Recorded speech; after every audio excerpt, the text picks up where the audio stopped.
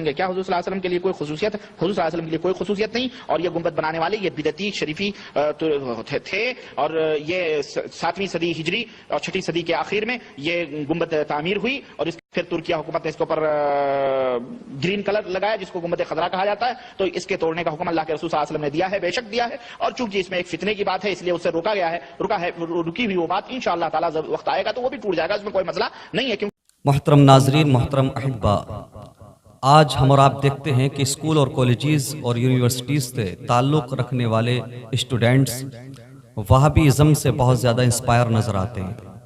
मैं चाहूँगा कि आप अपने ऐसे दोस्तों अहबाब के साथ इस वीडियो को शेयर करें जो वहाबियों की हकीकत नहीं जानते। दर हकीकत ये जमात अंग्रेज़ों की बनाई हुई जमात है और इनको अरब के अंदर जो हुकूमत मिली है ये अंग्रेज़ों की दी हुई है, फ्रांस और बरतानिया की तरफ से तोहफा है, मुसलमानों के साथ गद्दारी करने का बदला है। मेरे मुस्तफ़ा करीम सल्लल्लाहु अलैहि वसल्लम के प्यारे दीवानों, मैं चाहूँगा कि आप इत्मीनान के साथ वहाबियों के बारे में सुने और इन वहाबियों ने उम्मत मुस्लिमा को कितने ज़ख्म दिए हैं ये आप जब सुनेंगे जानेंगे तो हैरान रह जाएंगे। मेरे मुस्तफ़ा करीम सल्लल्लाहु अलैहि वसल्लम के प्यारे दीवानों, आज भी हम देखते हैं कि बहुत सारे वहाबी मौलवी लाइक महराज रब्बानी, तौसीफुर रहमान, ये आज भी अपनी स्पीचेस में इस बात को मेंशन करते हैं कि ये जो गुंबद खजरा है जो प्यारे नबी सल्लल्लाहु अलैहि वसल्लम के रोज़े पर बना हुआ है ये भी गलत है और इसलिए नहीं तोड़ा जा रहा क्योंकि उम्मत में फितना फैल जाएगा, दुनिया भर के मुसलमान नाराज हो जाएंगे, सही वक्त आने पर यह भी तोड़ दिया जाएगा। जन्नतुल बकी के अंदर, जन्नतुल मुअल्ला के अंदर और हिजाज मुक़द्दस के न जाने कितने कब्रिस्तान में सहाबा इकराम रिज़वानुल्लाहि ताला अलैहिम अजमईन और अहले बैत अतहार रिज़वानुल्लाहि ताला अलैहिम अजमईन की कब्रों को इन्होंने मिस्मार किया। महराज रब्बानी कहता है ये कब्रें, इनके ऊपर बने हुए गुंबद कुब्बे, इन्हें बम से उड़ा दो, बम ब्लास्ट कर दो, ये शिर्क के अड्डे हैं। मेरे मुस्तफ़ा करीम सल्लल्लाहु अलैहि वसल्लम के प्यारे दीवानों, क्या अरब में हमेशा से ऐसा ही होता आ रहा है? क्या अरब में यही नजरिया रखने वाले लोग थे?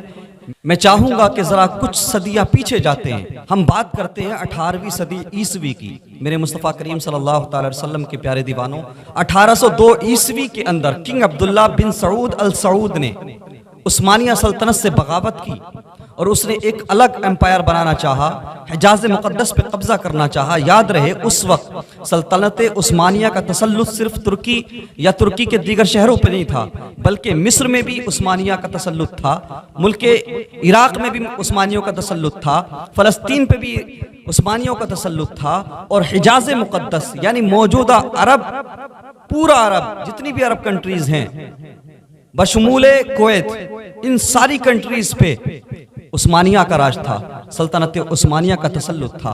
और उधर बल्कान, लबनान, बुल्गारिया, बोस्निया, रोमानिया, अल्बानिया, इस सब पर सल्तनत उस्मानिया का तसल्लुत था। वो दौर ऐसा था कि मुस्तफ़ा करीम सल्लल्लाहु अलैहि वसल्लम के प्यारे असहाब के मज़ारात जन्नतुल बकी में बने हुए थे। हज़रत सैयदा फ़ातिमा तय्यबा ताहिरा सलामुल्लाहि अलैहा का भी रोज़ा था और उम्मुल मोमिनीन हज़रत खदीजतुल कुबरा रज़ियल्लाहु ताला अन्हा का भी रोज़ा मुबारक बना हुआ था। और आका करीम सल्लल्लाहु अलैहि वसल्लम के असहाब की कब्रें बनी हुई थीं और उनके निशानात मौजूद थे, गुंबद बने हुए थे। मेरे मुस्तफ़ा करीम सल्लल्लाहु अलैहि वसल्लम के प्यारे दीवानों, उहद में लड़ने वाले सहाबा, बद्र में लड़ने वाले सहाबा, उन सारे सहाबा की कब्रें मौजूद थी, तमाम पर गुंबद बने हुए थे, कुब्बे बने हुए थे। अल्लाहु अकबर। उस्मानियों का राज था, उस्मानियों का तसल्लुत था। किंग अब्दुल्ला चूंकि अब्दुल वहाब नजदी से इंस्पायर था, सऊद का बेटा किंग अब्दुल्ला, और किंग अब्दुल्ला के दौर में शेख सुलेमान बिन अब्दुल्ला, ये अब्दुल वहाब नजदी का पोता है, ये किंग अब्दुल्ला का साथी था। इन दोनों ने अरब के अंदर एक प्रोपेगेंडा किया और फितना फैलाया, ये जो तुर्क लोग हम पे हुकूमत कर रहे हैं, ये खिलाफत हमसे छीन कर हुकूमत कर रहे हैं, खलीफा बनना हमारा हक है। और याद रहे मोहम्मद अरबी सल्लल्लाहु अलैहि वसल्लम अरबों में तशरीफ लाए तो खिलाफत अरबों का हक है, उस्मानियों का हक नहीं है, चूंकि ये तुर्क अजमी हैं और अजमियों का यह हक नहीं है कि वो अरबों पे हुकूमत करें। और वहाबी इमाम उसने फतवे दिए। किंग अब्दुल्ला के दौर में 1802 में ये फतवे दिए गए और ये ऐलान किया गया कि ये जो कब्रों के ऊपर गुंबद बने हुए हैं, मज़ारों के ऊपर गुंबद बने हुए हैं, इन सारे मज़ारों को तोड़ दिया जाए, सारी कब्रों के निशानात को मिटा दिया जाए। और ऐसा ही हुआ। 1802 के अंदर किंग अब्दुल्ला की फौज हजरत इमाम हुसैन रज़ी अल्लाह ताला अन्हु के रोजे पर हमला करती है। किंग अब्दुल्ला की फौज शिया लोगों को टारगेट करने के बहाने से हजरत इमाम हुसैन रज़ी अल्लाह ताला अन्हु के रोजे पर हमला करती है और हजरत इमाम हुसैन रज़ी अल्लाह ताला अन्हु के रोजे को भी नुकसान पहुंचाया जाता है। मक्का और मदीना में भी हजारों लोगों को, सैकड़ों लोगों को कत्ल किया जाता है। उस्मानियों के खिलाफ बगावत का ऐलान किया जाता है, हजारों सैकड़ों लोगों को कत्ल कर दिया जाता है। और मदीना मुनव्वरा में जो मस्जिद नबवी है, मेरे नबी की मस्जिद शरीफ है, मस्जिद नबवी को भी नुकसान पहुंचाया जाता है। और यहाँ तक के आका करीम सल्लल्लाहु अलैहि वसल्लम के रोजे को भी नुकसान पहुंचाने की कोशिश की जाती है। लेकिन चूंकि उस्मानियों का तसल्लुत था, सल्तनत उस्मानिया का एक गोल्डन टाइम था, ये वो रियासत ऐसी थी कि दुनिया के किसी भी खित्ते में अगर मुसलमानों पर जुल्म होता था, तशद्दुद होता था, तो उस्मानिया का सुल्तान मुसलमानों पर होने वाले जुल्म का हिसाब लिया करता था। चाहे हिंदुस्तान हो, चाहे बल्कान हो, लबनान हो, बल्गारिया हो, इराक हो, मुल्क शाम हो, फलस्तीन हो, हिजाज मुकद्दस हो, अगर कहीं भी मुसलमानों के साथ ज्यादती होती थी तो उस्मानिया का सुल्तान उसका हिसाब लिया करता था। 1802 में उस वक्त सल्तनत उस्मानिया के सुल्तान थे सुल्तान महमूद सानी। वो बेचैन थे, बेकरार थे कि आखिर हिजाज मुकद्दस में ये सब क्या हो रहा है। और उस्मानियों के जो सुल्तान होते थे वो हिजाज मुकद्दस की बड़ी कद्र करते थे। वो नहीं चाहते थे कि हरमैन शरीफैन में खून बहाना पड़े या हरमैन शरीफैन में जंग करना पड़े। मेरे मुस्तफ़ा करीम सल्लल्लाहु अलैहि वसल्लम के प्यारे दीवानों, ये वहाबी मूवमेंट आगे बढ़ता रहा। किंग अब्दुल्ला ये कोशिश करता रहा कि किसी तरह से हिजाज मुकद्दस के अंदर उसे एक अलग सेपरेट हुकूमत मिल जाए, सल्तनत मिल जाए, उस्मानियों से अलग। इसी कोशिश में वो लगा रहा। बिलाखिर वो वक्त आया कि 1814 के अंदर किंग अब्दुल्ला ने बाकायदा एक अलग रियासत का ऐलान कर दिया, उस्मानिया के खिलाफ खुल्लम खुल्ला बगावत का ऐलान कर दिया। और जानते हो आप किंग अब्दुल्ला बिन सऊद अल सऊद का सपोर्ट करने वाले कौन थे? फ्रांस वाले, बरतानिया वाले, अंग्रेज और यहूदी थे। मेरे मुस्तफ़ा करीम सल्लल्लाहु अलैहि वसल्लम के प्यारे दीवानों, चूंकि अंग्रेज और यहूदी ये जानते थे कि अगर ये सल्तनत उस्मानिया जैसी अजीम रियासत दुनिया में कायम रहेगी तो फिर हम दुनिया पर राज नहीं कर सकते, फिर हम सुपर पावर नहीं बन सकते, फिर ईसाई और यहूदी तरक्की नहीं कर सकते। इसलिए उन्होंने अरब के इन वहाबियों को खरीदा। मेरे मुस्तफ़ा करीम सल्लल्लाहु अलैहि वसल्लम के प्यारे दीवानों, 1814 के अंदर बाकायदा एक अलग रियासत का ऐलान किया रियाज के गिरदो नवाह में। जब थोड़ा वक्त गुजरता है, इन्होंने बहुत सारे मज़ारात को नुकसान भी पहुंचाया, कुछ सहाबा की कब्रें भी तोड़ी और हजरत इमाम हुसैन रज़ी अल्लाह ताला अन्हु के रोजे को भी नुकसान पहुंचाया। बिलाखिर वो वक्त आता है कि सल्तनत उस्मानिया का अजीम सुल्तान सुल्तान महमूद सानी इब्राहिम पाशा को हुक्म देता है। इब्राहिम पाशा जर्नल थे उस्मानी आर्मी के और मिस्र के अंदर रहते थे, चूंकि मिस्र में भी उस्मानियों का तसल्लुत था। मेरे मुस्तफ़ा करीम सल्लल्लाहु अलैहि वसल्लम के प्यारे दीवानों, इब्राहिम पाशा ने फौज ली मिस्र से भी और उस्मानियों की फौज ली। और उसके बाद इब्राहिम पाशा रियाज की तरफ आए, नजद की तरफ आए। जंग हुई, कई दिन तक ये जंग लड़ी गई, कई दिन तक ये जंग चली। याद रहे सल्तनत उस्मानिया का सुल्तान इसलिए बरहम था कि हुजूर सैयदुल शुहदा इमाम हुसैन रज़ियल्लाहु ताला अन्हु के रोजे को इन्होंने नुकसान पहुंचाया है। सहाबा किराम की कब्रों को तोड़ने की कोशिश की है, प्यारे नबी सल्लल्लाहु अलैहि वसल्लम के रोजे को भी तोड़ने की कोशिश की है। वहाबी इमाम ने फतवा दे दिया था ये सब शिर्क के अड्डे हैं, इन शिर्क के अड्डों को खत्म कर दिया जाए, इनको उड़ा दिया जाए, इनको ढहा दिया जाए। और आज के वहाबी भी यही बोली बोलते हैं कि ये मज़ारात, ये कब्रें, ये गुंबद, ये सब शिर्क के अड्डे हैं, इनको उड़ा दो, इनको खत्म कर दो। अल्लाह अकबर। उस वक्त वहाबी इमाम ने, अब्दुल वहाब नजदी के पोते ने भी यही फतवा दिया था, जिस पर किंग अब्दुल्ला की फौज अमल करती हुई नजर आ रही थी। और याद रहे मुसलमानों में दो फाड़ करने के लिए, अजीम रियासत सल्तनत उस्मानिया को खत्म करने के लिए मुसलमानों का दो गुट में बट जाना जरूरी था, तो वहाबियों ने यही तरीका इख्तियार किया। मुस्तफ़ा करीम सल्लल्लाहु अलैहि वसल्लम की शान में गुस्ताखियां की गई, मुकद्दस मकामात को मिटाने की कोशिश की गई। बिलाखिर इब्राहिम पाशा उस्मानी फौज को लेकर रियाज पहुंचते हैं और पहुंचने के बाद में नजद में कई दिन तक लड़ाई होती है। और उसके बाद में वो वक्त आता है कि किंग अब्दुल्ला की फौज भाग खड़ी होती है मैदान छोड़कर। ना ईसाई कुछ कर पाए, ना यहूदी कुछ कर पाए। किंग अब्दुल्ला को गिरफ्तार किया जाता है, हजारों वहाबियों को कत्ल किया जाता है, इसलिए कि सहाबा इकराम रिजवानुल्लाह ताला अलैहिम अजमईन के मज़ारात को इन्होंने नुकसान पहुंचाया, अहले बैत अतहार के मज़ारात को नुकसान पहुंचाया।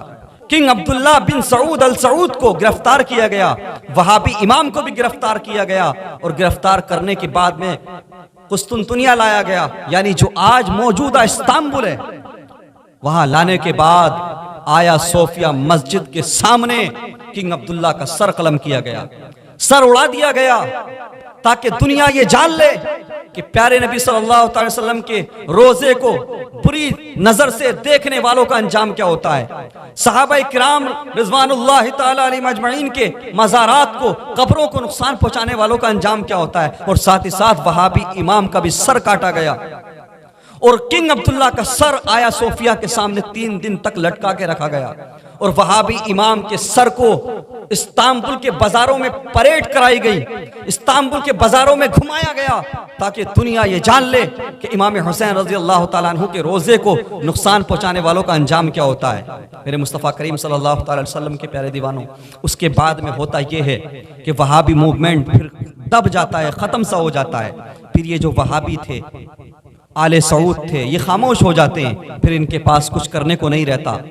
वक्त गुजरता है, सुल्तान महमूद सानी के हुक्म पर जिन जिन मकामात को नुकसान पहुंचाया गया था, जिन सहाबा इकराम या अहले बैत अतहार की कब्रों को नुकसान पहुंचाया गया था, उनको दोबारा से तामीर किया जाता है और खूबसूरत गुंबद बनाए जाते हैं, उन मकामात को फिर से संवारा जाता है। एक वक्त फिर आता है कि वहाबीइज्म फिर से सर उठाने की कोशिश करता है। 1874 में फिर से ये वहाबी सर उठाने की कोशिश करते हैं।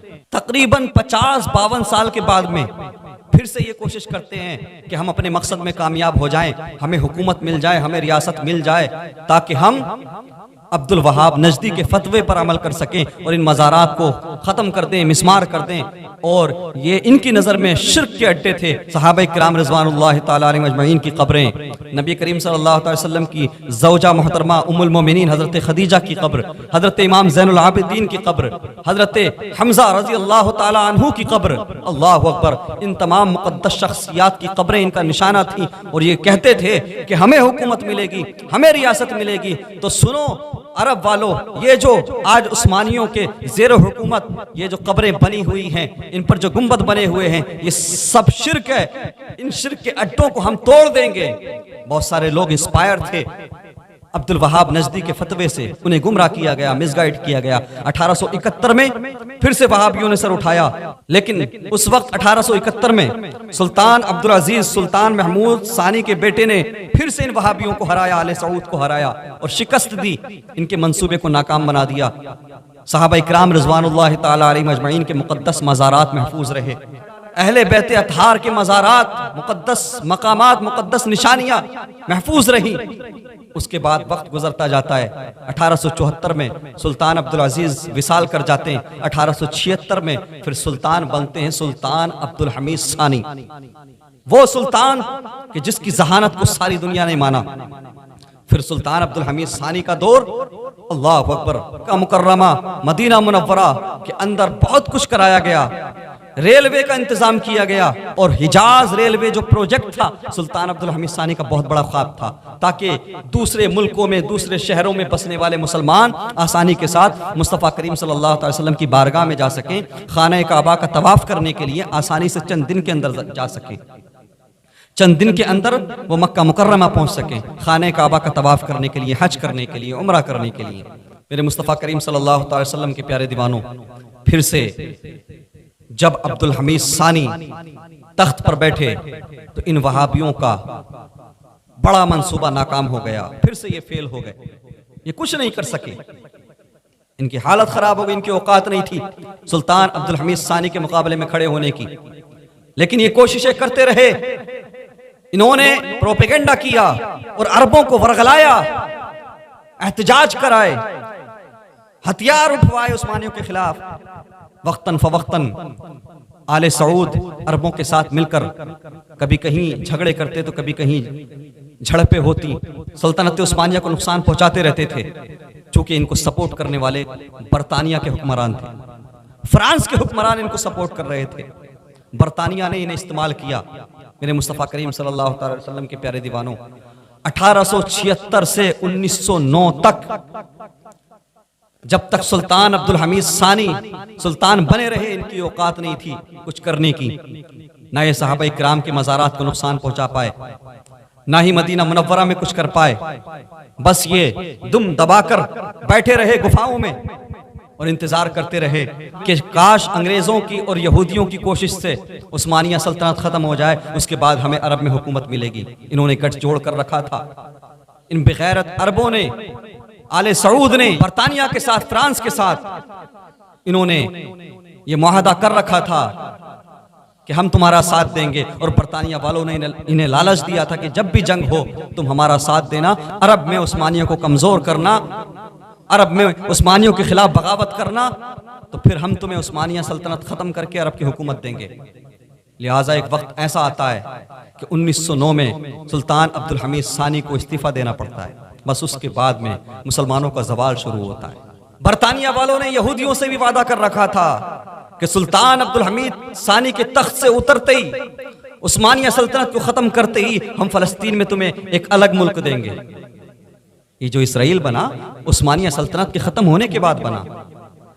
सारी जिंदगी यहूदी नाक रगड़ते रहे सुल्तान अब्दुल हमीद सानी के पास जाकर कि हमें कुछ जगह दे दो बैतुल मुक़द्दस के गिरदो नवाह में, फलस्तीन में। लेकिन सुल्तान अब्दुल हमीद सानी ने हर बार उन्हें यह कहकर भगाया था कि जब तक मैं जिंदा हूं 1 इंच भी तुम्हें फलस्तीन के अंदर दिया नहीं जाएगा। उधर फिर बरतानिया वालों ने शरीफ मक्का सुल्तान अब्दुल हमीद सानी जब तख्त से उतरे, अफरा तफरी मच गई और हालात खराब हो गए। 1914 में फर्स्ट वर्ल्ड वॉर, 1913-14 में फर्स्ट वर्ल्ड वॉर शुरू होती है।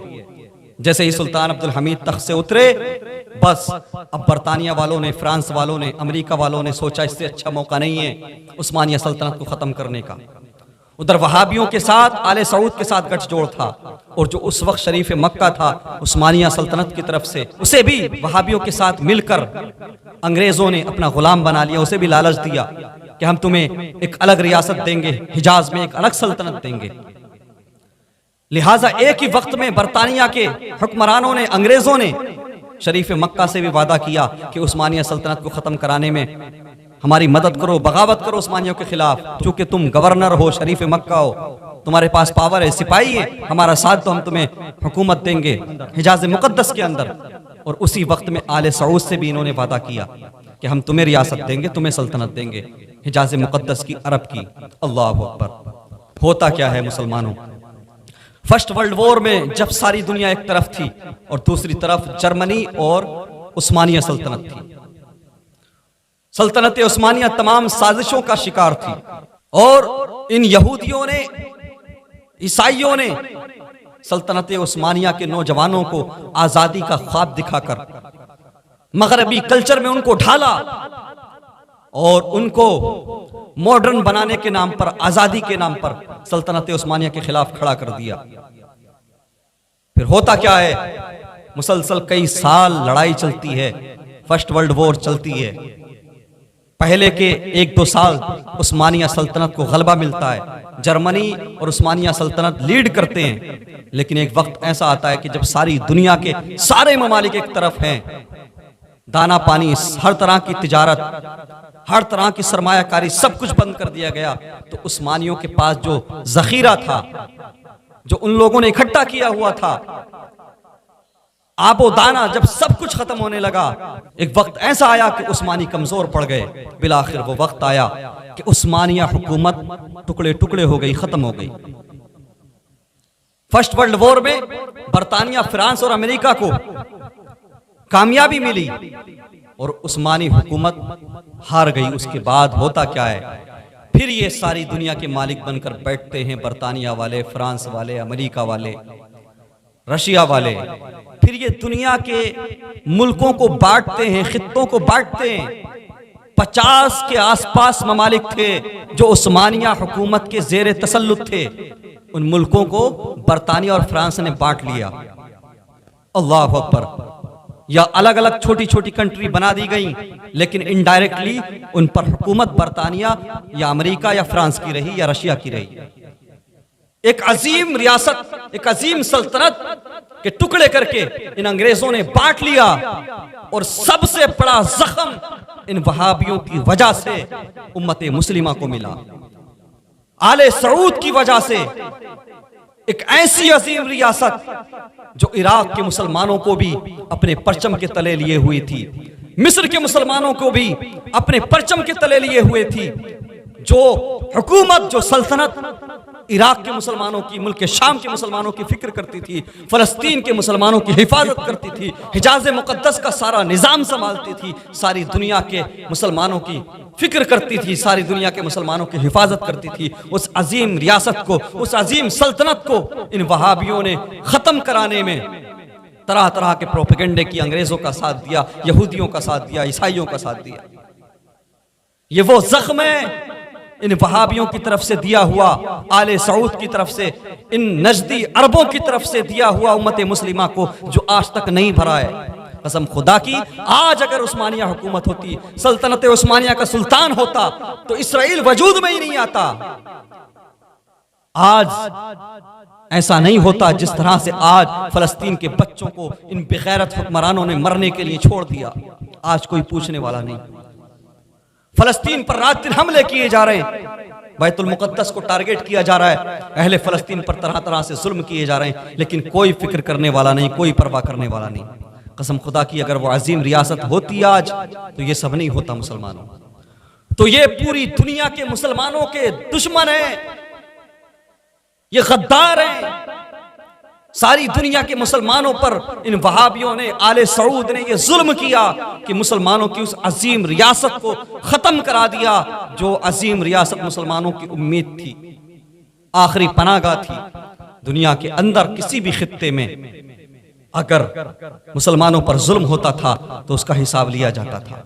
मेरे मुस्तफ़ा करीम सल्लल्लाहु अलैहि वसल्लम के प्यारे दीवानों, अब आते हैं उस तरफ 1921 1922 जब सल्तनत उस्मानिया पूरी तरह से ख़त्म हो चुकी, तो शरीफ मक्का के साथ इन्होंने धोखेबाजी की, दगाबाजी की। बरतानिया वालों ने, उसे अरब की हुकूमत नहीं दी, हिजाज की हुकूमत, मक्का और मदीना की हुकूमत, नजद की हुकूमत बरतानिया वालों ने आले सऊद को दे दी।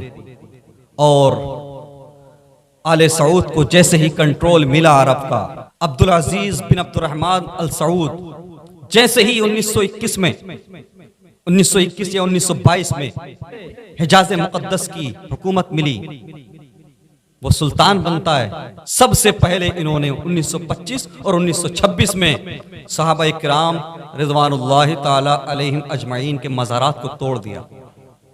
यानी जो कोशिश इन्होंने 1802 में की थी, 1871 में की थी, लेकिन नाकाम हो गए थे सल्तनत उस्मानिया की वजह से। लेकिन अब सल्तनत उस्मानिया खत्म हो चुकी। 1921 और 22 में इन वहाबियों को अरब का निजाम मिल गया, इन्हें हुकूमत मिल गई। सबसे पहले अरब की हुकूमत इन वहाबियों को, आले सऊद को मिलते ही अब्दुल वहाब नजदी के विचारधारा पर अमल किया गया कि ये कब्रिस्तान में बने हुए मज़ारात, ये ऊंची कब्रें, ये सब शिर्क के अड्डे हैं, चाहे वो सहाबाए किराम के हों, चाहे वो अहले बैत अतहार रिज़वानुल्लाहि ताला अलैहिम अजमईन के हों। फिर हुआ ये कि 1925 और 26 में इन वहाबियों ने, आले सऊद ने जन्नतुल बकी और जन्नतुल मुअल्ला में, हिजाज मुकद्दस के दीगर कब्रिस्तान में जहाँ जहाँ भी सहाबा इकराम रिज़वानुल्लाहि ताला अलैहिम अजमईन आराम कर रहे थे, या मेरे नबी सल्लल्लाहु अलैहि वसल्लम के घर वाले आराम कर रहे थे, उन तमाम मुकद्दस शख्सियात के मज़ारों को तोड़ दिया गया, उनकी कब्रों के निशानात को मिटा दिया गया। हैरत तो ये है कि आज बहुत सारे कब्रिस्तान ऐसे हैं जहाँ पर सहाबा की कब्रें थीं, आज वहाँ पे पार्किंग है, कहीं पे मॉल बन गया है, कहीं पे रोड निकाल दिया गया, कहीं पे सड़कें निकाल दी गई। अल्लाह अकबर। दिल दुखता है, दिल फटता है। आज के भी बेगैरत वहाबी मौलवी चीख चीख कर कहते हैं कि आका करीम ने हजरत अली से फरमाया था कि ये जितने भी बुत हैं तोड़ दो और ऊंची कब्रें तोड़ दो। बेगैर तो मुशरिकीन अरब की ऊंची कब्रों को तोड़ने का हुक्म था वो, ना कि मोमिनीन की कब्रों को तोड़ने का हुक्म था। अगर कब्रें तोड़ने का हुक्म दिया जाता तो आका करीम सल्लल्लाहु अलैहि वसल्लम ये क्यों फरमाते? हदीस पाक है, मन ज़ारा कब्री वजबत लहू शफाअती, जिसने मेरी कब्र की ज़ियारत की मेरी शफाअत उसके लिए वाजिब हो गई, यानी उसकी शफाअत मैं करूंगा। प्यारे नबी सल्लल्लाहु अलैहि वसल्लम की प्यारी बेटी सैयदा तय्यबा ताहिरा हजरत फातिमा रज़ी अल्लाह तआला अन्हा के मज़ार को भी इन वहाबियों ने तोड़ दिया। मेरे नबी के प्यारे चचा कि जिन्होंने इस्लाम फैलाने के लिए ना जाने कितने तीर अपने सीने पर लिए, जिनके कलेजे को निकाल कर दांतों से चबाया गया, सैयदुश शुहदा अमीर हमजा रज़ी अल्लाह तआला अन्हु की कब्र को भी मिस्मार कर दिया गया। हजरत इमाम ज़ैनुल आबिदीन रज़ी अल्लाह तआला अन्हु के मज़ार को भी तोड़ दिया गया।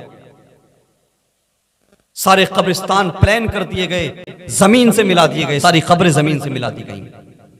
इसलिए तो हम कहते हैं तेरे हबीब का प्यारा चमन किया बर्बाद, इलाही निकले ये नजदी बला मदीने से।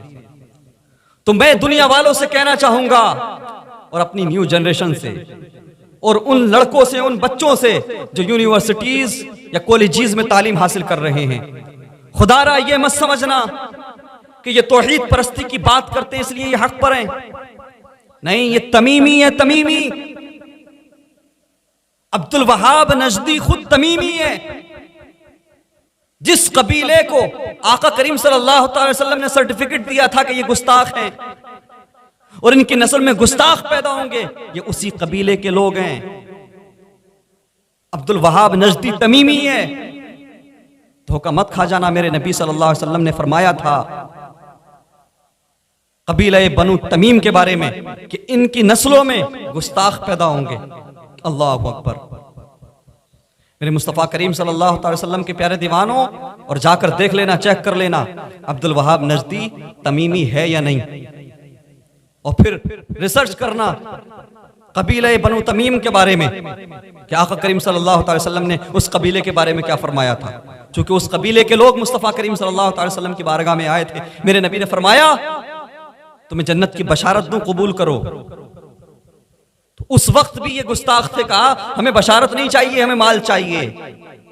मेरे नबी सल्लल्लाहु अलैहि वसल्लम ने यमन के लोगों से कहा कि मैं तुम्हें जन्नत की बशारत देता हूं, क्या तुम जन्नत की बशारत लोगे या तुम्हें भी माल चाहिए? अहले यमन ने कहा था या रसूलुल्लाह हमें जन्नत की बशारत चाहिए। आका करीम सल्लल्लाहु अलैहि वसल्लम ने फरमाया बनु तमीम के लोगों से कि जाओ, तुम्हें माल दिया। और आज के अरबों के पास, वहाबियों के पास माल की कमी नहीं है। तेल इनके पास है, डीजल इनके पास है, सोना इनके पास है, दुनिया की हर तरह से बड़ी दौलत इनके पास है, लेकिन इनके पास इश्क़ रसूल नहीं, इनके पास जन्नत का सर्टिफिकेट नहीं। लेकिन अहले यमन ने बशारत को कबूल किया तो आका करीम सल्लल्लाहु अलैहि वसल्लम ने मुल्क शाम वालों को और यमन वालों को इश्क का जाम पिलाया। यही वजह है कि मुल्क शाम में 40 अब्दाल हुए। यमन में, मुल्क शाम में अल्लाह के न जाने कैसे कैसे बंदे दुनिया में तशरीफ लाए। सबसे ज्यादा अब्दाल मुल्क शाम में होंगे। अल्लाहु अकबर। और सारी दुनिया कुर्ब क़यामत हिजरत भी मुल्क शाम की तरफ करेगी मुसलमानों। तो इन लोगों ने आका करीम सल्लल्लाहु अलैहि वसल्लम की गुस्ताखी की थी और इन्होंने दौलत की तलब दिखाई थी। आज इनके पास दौलत की कमी नहीं है, लेकिन ये लोग गुस्ताख हैं।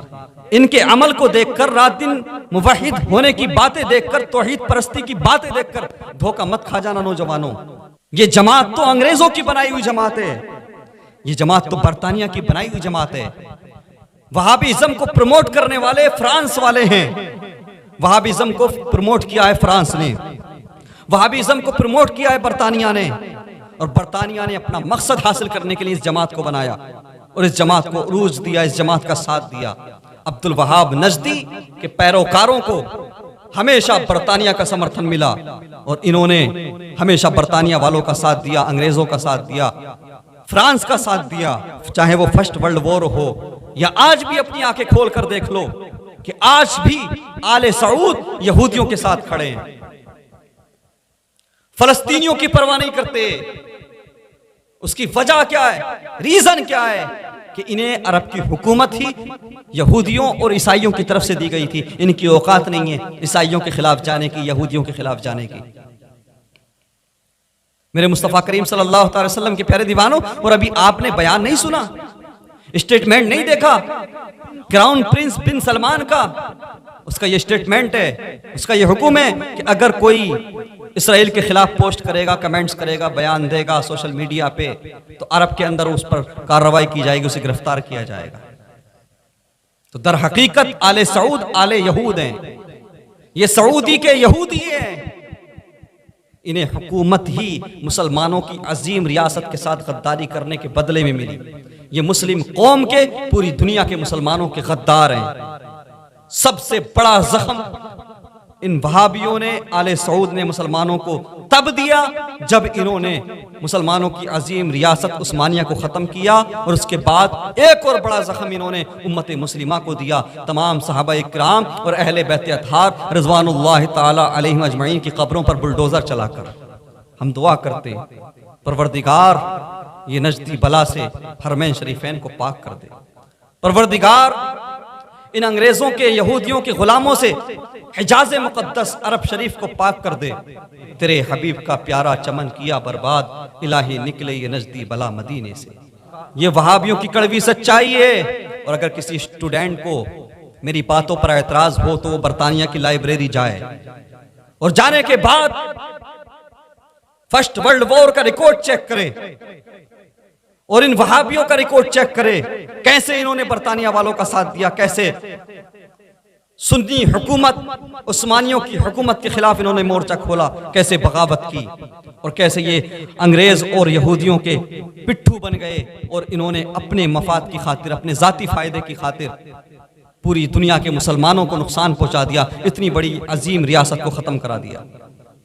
जाकर पढ़ो ना कि मोहम्मद बिन अब्दुल वहाब नजदी और उसकी औलादों को और आले सऊद और उसकी औलादों को बरतानिया ने कैसे सपोर्ट किया। या आले सऊद ने या मोहम्मद बिन अब्दुल वहाब नजदी की औलाद ने बरतानिया का कैसे सपोर्ट किया, सारा रिकॉर्ड पड़ा हुआ है। जाओ ना देखो, इसलिए धोखे में मत आना।